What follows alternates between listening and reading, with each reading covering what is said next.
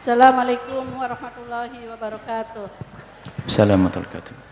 Saya mau nanya Buya, apa iya zaman Nabi Rasulullah SAW pada waktu wafat atau meninggal dunia tidak ada tahlil-tahlilan, katanya hukumnya bid'ah. Mohon penjelasannya Buya. Wassalamualaikum warahmatullahi wabarakatuh. Adapun masalah tahlil tidak pernah dilakukan pada zaman Nabi, waktu Nabi wafat dan sebagainya. Ini pertanyaan yang berlebihan. Jadi kalau beragama itu langsung Nabi melakukan enggak? Kalau Nabi enggak, ya jangan dilakukan.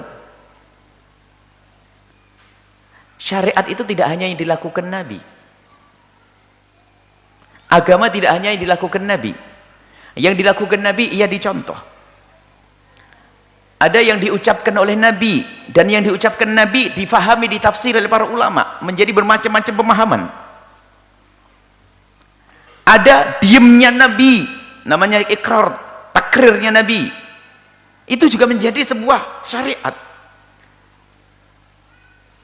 Sekarang untuk menilai bukan langsung Nabi melakukan atau tidak, bukan begitu, itu kalimat yang berlebihan.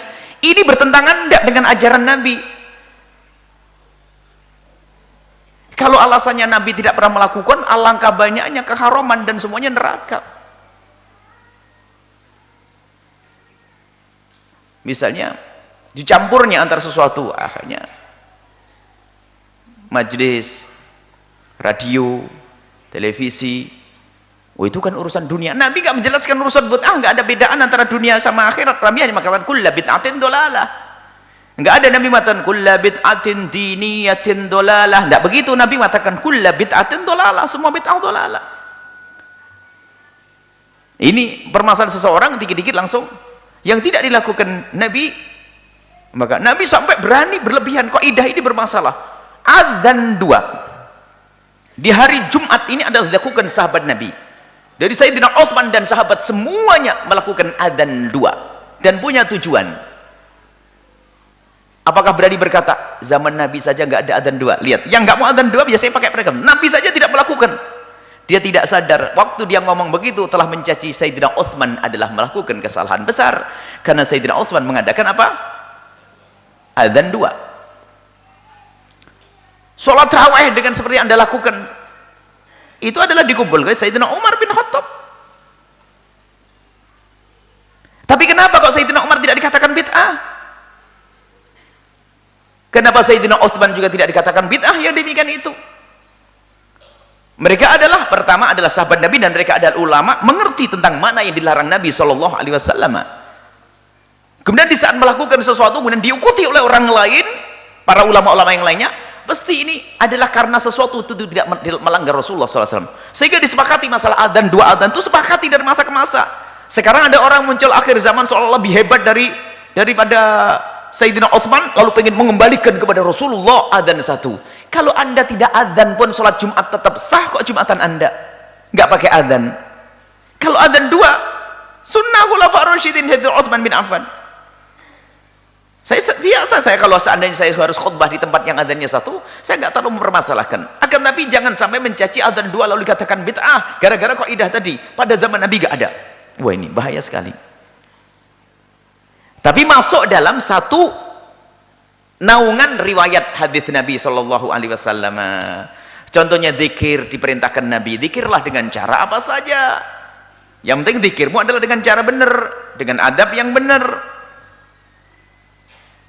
Tapi kalau zikirnya dibarengi keharaman, ya nggak benar. La ilaha illallah lagi perempuan sampai cubit-cubitan, ya haram. Kalau zikir kumpul kemudian bersama, haram. Tahu yang alasannya? Nabi pun tidak mengajarkan zikir bareng-bareng. Innalillah. Kan Nabi sudah nyuruh berzikir banyak. Jadi gara-gara pertanyaan seperti tadi itu, kami yakin bukan pertanyaan ibu sendiri, dari orang yang sok. Jadi Nabi tidak, coba pernah ada tahlilan, pernah ada tawasulan, terus apa lagi, pernah ada selamatan, dan seterusnya. Sekarang tanyakan tahlilan itu apa? Anda paham atau tidak tahlilan itu apa? Tahlilan adalah kandungan di dalamnya adalah doa. Kemudian tahlilan itu dibahas oleh para ulama, bukan Anda, bukan dia yang bertanya. Makanya orang yang mempertanyakan tentang tahlilan itu menunjukkan, mohon maaf, ketidakmengertian dia tentang ilmunya para ulama. Tahlilan itu ada judulnya khusus di dalam bab fikih, bukan tahlilan. Tahlilan itu kelihatannya spesial negeri kita ini. Tahlilan karena ada la ilaha illallah, namanya tahlilan.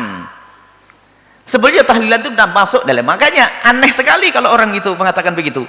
Ulama dari masa ke masa membahas masalah ihda'ut thawabi, menghadiahkan pahala kepada orang yang meninggal itu. Kadang disebut tahlilan, kadang ihda'ut thawab. Berarti dia tidak ngerti masalah ihda'ut thawab. Suruh bahas, cari judul ihda'ut thawab, menghadiahkan pahala. Bahkan orang yang sangat diagungkan oleh orang yang anti tahlil, imam mereka memperkenankan dengan terang-terangan, memperkenankan. Berarti dia seolah-olah lebih hebat dari gurunya itu. Dia orang, mohon maaf, dia perlu diobati, dia sakit. Jadi pembahasannya tahlilan bukan begitu, menghadiahkan pahala. Lah ini ada ndak? Bagaimana pendidikan yang diambil dari Nabi? Orang satu amalan tapi pahalanya untuk orang lain. Ada ndak contoh dari Nabi? Apakah Nabi mengizinkannya? Kalau sudah ulama jumhur sudah mengatakan boleh, pasti ada riwayat yang dinukil dari Nabi. Ternyata mereka mendatangkan riwayat, termasuk seorang perempuan mengatakan, bapakku pernah bernadar mau haji, bagaimana, apakah boleh aku hajikan? Yang haji dia, tapi pahalanya untuk bapaknya. Sehingga yang lainnya disamakan, banyak kisah panjang. Jadi permasalahannya adalah dengan pertanyaan itu seolah-olah dia lebih tahu tentang Nabi SAW. Tahu Nabi, jadi seolah-olah hukum itu hanya diambil daripada pekerjaan Nabi, omongan Nabi saja. Jadi pemahaman ulama sudah tidak berguna lagi. Pemahaman ulama itu luas. Bagaimana ulama memahami teks satu hadis. Kalau satu permasalahan akan didatangkan semua riwayat-riwayat hadis yang ada sangkut pautnya dengan permasalahan itu, dikumpulin dulu, dikumpulin dari Quran, dikumpulin hadis Nabi, dikumpulin, baru disimpulkan. Makanya kalau orang tiba-tiba mengambil satu hadis langsung dipakai, ini bisa perang terus dengan saudaranya, kayak ketemu tadi hadis itu, manjara izarahu ma'asfala al-ka'baini fahuwa finnar, yang di bawah setelah mata kaki di neraka. Baca itu tok langsung neraka. Loh, Abu Bakar di neraka dong, bajunya turun di bawah mata kaki, loh kan? Nggak sadar karena ada riwayat yang lainnya. Jadi yang diperkenankan itu bukan harus sesuatu yang memang pernah dilakukan Nabi, tapi Nabi secara umum mengizinkan. Coba kalau di dalam tahlilan itu apa sih di dalamnya? Di dalamnya adalah bagaimana biasakanlah kamu itu untuk bisa memberikan sedekah. Sedekah itu pasti diterima.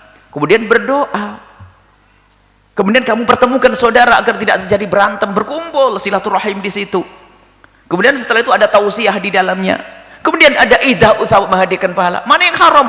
Oh, ini adalah namanya bid'ahnya bukan bid'ah yang ini, tapi ada idhofiyah. Ini mulai mengarang lagi. Jadi kayak mencari-cari. Pokoknya kalau tidak masuk neraka nggak boleh. Kalau tidak masuk di sini, jarum di sini. Ini adalah orang sakit yang dia tuh sebetulnya, naudzubillah ya, yang mengatakan anti tahlil dan sebagainya, ternyata dia telah berantem dengan gurunya sendiri. Uniknya, sudah begitu seolah menjelekkan itu bid'ah. Sampai saya kemarin ada orang beri kabar, kok masih ada ya orang bahas begitu, kunut katanya bid'ah, ajib, dengan tegasnya. Ada video-video kecil yang dibagi, ajib, kunut bid'ah. Imam-imam mereka saja sudah mengatakan nggak apa-apa, kok kunut? Ini hanya khilaf di antara madhab. Jadi memang kedangkalan ilmu seseorang. Makanya yang tiba-tiba mengatakan bid'ahnya kunut, itu biasanya satu paket yang serta-merta mengatakan bid'ahnya tahlilan ini, dan dia tuh sudah berlawanan dengan guru-guru mereka sendiri. Karena itu bukan ilmu dia, hawa nafsu dia. Hawa nafsu. Allahu a'lam bishawab. Jangan dosa dengan hawa nafsu. Jadi tahlilan itu isinya apa? Apakah diajarkan Nabi? Masalah dilakukan di depan Nabi atau tidak? Ini bukan sesuatu kebaikan yang ada hari ini, tidak harus pernah dilakukan pada zaman Nabi, tapi mungkin Nabi mengisyaratkan, Nabi memerintahkan terang-terangan, atau Nabi mengisyaratkan dalam satu dalil umum, bisa. Kalau Nabi mengatakan, hendaknya kalau kamu mendapatkan nikmat syukuran. Lah kok syukuran haji jadi bid'ah itu gimana? Nikmat kan orang bisa haji, bid'ah. Karena Nabi tidak mengajarkan syukuran haji, walah habis semuanya. Tentunya pindah rumah syukuran, bid'ah. Ajib, orang pindah rumah biar dibacain doa, tetangganya bid'ah. Aneh bener, syukuran rumah saja kok bid'ah. Itu ada apa ini? Sudah dicetak lidahnya, ini lidahnya itu bengkoknya bid'ah begitu itu.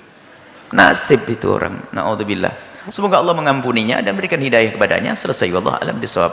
Jadi untuk masalah tawassul tahlil kita punya pembahasan dan sudah ada videonya.